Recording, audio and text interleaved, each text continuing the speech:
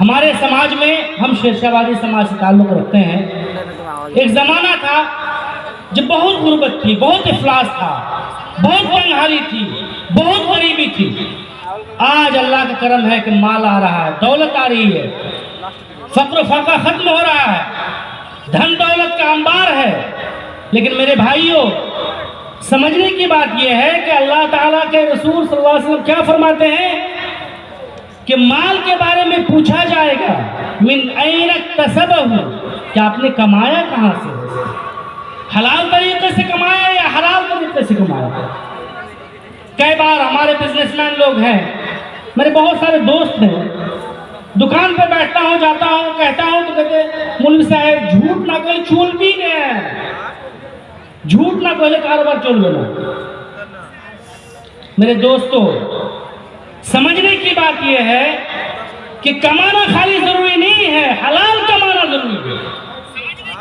آپ نے بہت دولت کما لی، بہت بڑا بنگلہ بنا لیا، بڑی کار لے لی، بڑا بینک بیلنس بنا لیا، لیکن یہ دولت آپ کے لیے قیامت کے دن وبال بن جائے گی اگر آپ نے حلال طریقے سے نہیں کمایا۔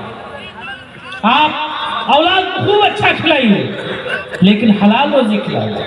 اگر حلال روزی نہیں کھلاتے ہیں تو آپ یقین جانیے جو خون بنے گا اس کے بدن میں، جو آپ کے بدن میں خون دوڑے گا وہ حرام کا ہو جائے گا، اور اگر حرام کا خون ہو جائے گا تو دوسری حدیث میں آیا ہے کہ بندہ اللہ کی طرف ہاتھ اٹھا کے دعائیں کرتا ہے، کہتے ہیں یا رب یا رب، اور اس کا خون حرام ہے، اس کا پہننا حرام ہے، اس کا کھانا حرام ہے، فَأَنَّا يُسْتَجَابُ لَهُ، اس کی دعا کیسے قبول ہوگی؟ اس لیے کمائیے ضرور، ہر میدان میں جائیے کمائیے، لیکن آپ دیکھیے کہ حلال طریقے سے کما رہے کہ حرام طریقے سے کما رہے۔ پیسہ آ کیسے رہا ہے؟ یہ نہیں کہ خالی پیسہ آئے جیب بھرتے جائیے، گوداؤن بھرتے جائیے، یہ ضروری نہیں ہے۔ یہ ضروری ہے کہ آپ کما کیسے رہے، کمائیے، خوب کمائیے۔ تفصیل میں جانے کی ضرورت نہیں ہے۔ وَفِيمَا أَنفَقَهُ، اور خرچ کس نے کیا؟ آج ہمارے سماج کے پاس دولت آ جائے تو کیا حال ہے، کہاں خرچ ہوتا معلوم ہے؟ بھائی بھائی میں جھگڑا کرے گا، پولیس کو دے کے آئے گا 50,000 روپے ہماری طرف سے، اس کو گرفتار کرو۔ ایک آر کے لیے، ایک چھوٹی سی زمین کے لیے جھگڑا کرے گا، ہاں بھی تو کہتے کھیل وہ، وہ کو جہاں بھی تو کہتے کھیل وہ، اور دونوں جا کے کورٹ میں پھر آئے گا، وکیل کو پیسہ کھلا رہا، جج کو پیسہ کھلا رہا۔ صحیح ہے کہ نہیں، غلط ہے؟ بول گیا فیما انفقہ، آپ خرچ کس میں کر رہے ہیں پیسہ؟ یہ اللہ کی دی ہوئی امانت ہے، آپ ایسے خرچ نہیں کر سکتے۔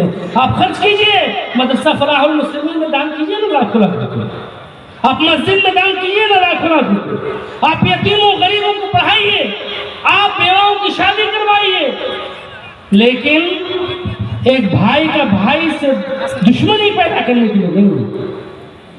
وَفِيمَا أَنفَقَهُ، میرے بھائیوں، آج ایک کوئی مالدار آدمی ہو جائے، میں نے ابھی ایک شادی میں دیکھا، اللہ وسلم، مالدار آدمی ہے تو اپنی مالداری دکھانے کے لیے 2,000 5,000 لوگوں کو شادی میں کیا۔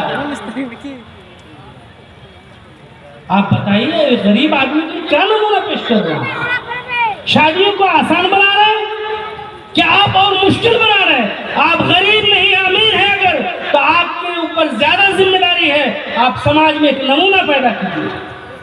آپ بیٹے کی شادی میں لے کے جا رہے 212، کہیں جواز ہے کیا؟ آپ مالدار ہیں تو کیا ہوا؟ اس کا کوئی جواز نہیں ہے میرے دوستوں۔